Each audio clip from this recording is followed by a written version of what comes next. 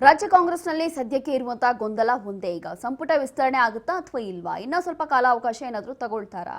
ಆದ್ರೆ ಬಹುಶಃ ಸಂಪುಟ ವಿಸ್ತರಣೆಗೆ ಈ ಒಂದು ಕಾಲ ಕೂಡಿ ಬಂದಿದೆಯಾ ಅನ್ನೋ ಪ್ರಶ್ನೆ ಹುಟ್ಟುತ್ತಾ ಇದೆ. ಕಾರಣ ಏನು ಅಂತಂದ್ರೆ, ಈಗ ಹೈಕಮಾಂಡ್ ನಾಯಕರಿಂದ ಬುಲಾವ್ ಬಂದಿದೆ ನಮ್ಮ ರಾಜ್ಯದ ನಾಯಕರಿಗೆ.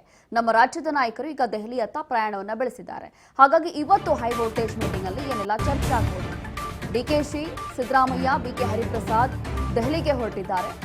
ದೆಹಲಿಯಲ್ಲಿ ಸಂಪುಟ ಸಂಬಂಧ ಮಹತ್ವದ ಸಭೆ ಇದೆ.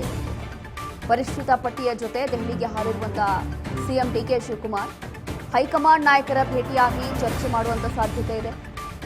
2 ದಿನ ದೆಹಲಿಯಲ್ಲೇ ಕೈ ನಾಯಕರ ಠಿಕಾಣಿ ಕೂಡ ಸಾಧ್ಯತೆ ಇದೆ. ಡಿಕೆ ಸಂಪುಟ ದೆಹಲಿಯಲ್ಲಿ ಹೈ ವೋಲ್ಟೇಜ್ ಮೀಟಿಂಗ್ ಇದೆ. ಹಾಗಾಗಿ ಸಂಪುಟ ವಿಸ್ತರಣೆ 2ನೇ ಪಟ್ಟಿಯ ಫೈನಲ್ ಬಹುಶಃ ಇವತ್ತು ಆಗಬಹುದು ಅನ್ನೋದು ಕೂಡ ಚರ್ಚೆ ಆಗ್ತಾ ಇದೆ. ಸಚಿವ ಸ್ಥಾನ ಯಾರಿಗೆಲ್ಲ ಸಿಗಬಹುದು, ಯಾರಿಗೆಲ್ಲ ಮಣೆ ಹಾಕಲಿದೆ ಕಾಂಗ್ರೆಸ್ ಹೈಕಮಾಂಡ್ ಅನ್ನುವಂಥದ್ದು ಬಹುಶಃ ಇವತ್ತು ಕ್ಲಾರಿಟಿ ಸಿಗಬಹುದು ಅನ್ನುವಂಥ ಒಂದು ಚರ್ಚೆ ಆಗ್ತಾ ಇದೆ. ಕಾರಣ ಏನು ಅಂತಂದ್ರೆ, ಕಾಂಗ್ರೆಸ್ ಹೈಕಮಾಂಡ್ ನಾಯಕರಿಂದ ಬುಲಾವ್ ಬಂದಿದೆ ಅಂತಂದ್ರೆ ಆಲ್ಮೋಸ್ಟ್ ಅದರ ಬಗ್ಗೆ ಎಲ್ಲೋ ಒಂದು ರೀತಿಯಾಗಿ ಇದು ಕ್ಲೈಮ್ಯಾಕ್ಸ್ ಹಂತಕ್ಕೆ ತಲುಪಿದೆ. ಮೊನ್ನೆ ಅಷ್ಟೇ, ಅಂದ್ರೆ ಕಳೆದ ವಾರ ಅಷ್ಟೇ, ಮಾಜಿ ಸಿಎಂ ಜೊತೆಗೆ ಸಿಎಂ ಇಬ್ಬರೂ ಕೂಡ ದೆಹಲಿಗೆ ಹೋಗಿರ್ತಾರೆ. ಹೋಗಿ ಅಲ್ಲಿ ಹೈಕಮಾಂಡ್ ನಾಯಕರ ಜೊತೆ ಇದೇ ವಿಚಾರವನ್ನ ಚರ್ಚೆ ಮಾಡಿದ್ರು. ಅಂದ್ರೆ ಪ್ರತ್ಯೇಕವಾಗಿ ಒಂದು ಪಟ್ಟಿಯನ್ನ ರೆಡಿ ಮಾಡ್ಕೊಂಡು ಹೋಗಿದ್ರು ಸಂಪುಟ ವಿಚಾರದಲ್ಲಿ.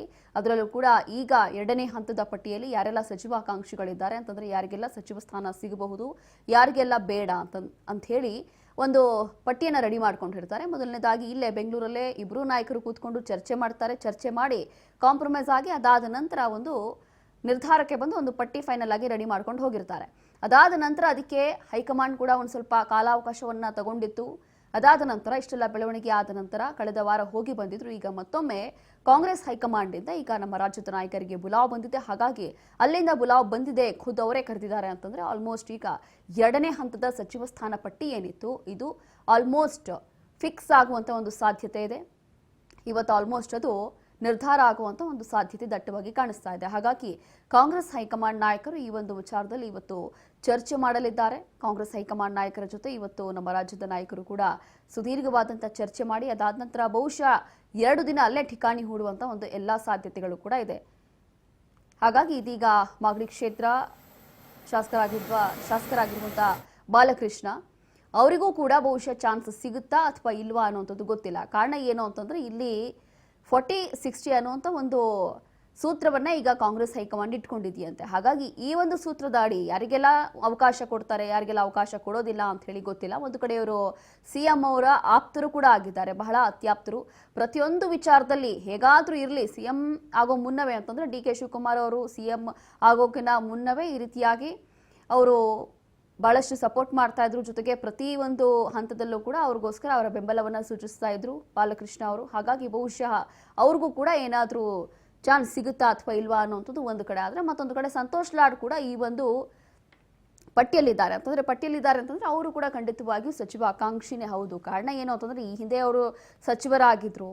ಹಾಗಾಗಿ ಈಗ ಮೊದಲನೇ ಹಂತದ ಪಟ್ಟಿ ಯಾವಾಗ ಫೈನಲ್ ಆಯ್ತು, ಯಾವಾಗ ಡಿಕೆ ಶಿವಕುಮಾರ್ ಸಿಎಂ ಆದ್ರು, ಆ ಸಂದರ್ಭದಲ್ಲಿ ಬಹುಶಃ ಸಂತೋಷ್ ಲಾಡ್ ಅವರಿಗೂ ಕೂಡ ಎಲ್ಲ ಒಂದು ರೀತಿಯಾಗಿ ಸಚಿವ ಸ್ಥಾನ ಸಿಗುತ್ತೆ ಅನ್ನುವಂಥ ಒಂದು ನಿರೀಕ್ಷೆ ಇತ್ತು. ಆದರೆ ಇಲ್ಲಿ ಎಲ್ಲರಿಗೂ ಕೂಡ ಒಂದು ಶಾಕಿಂಗ್ ಆವಾಗ ಆಗಿದೆಯೇನೋ ಅಂತಂದ್ರೆ, ಇಲ್ಲಿ ಅವರಿಗೆ ಸಚಿವ ಸ್ಥಾನ ಕೈ ತಪ್ಪು ಹೋಗಿತ್ತು.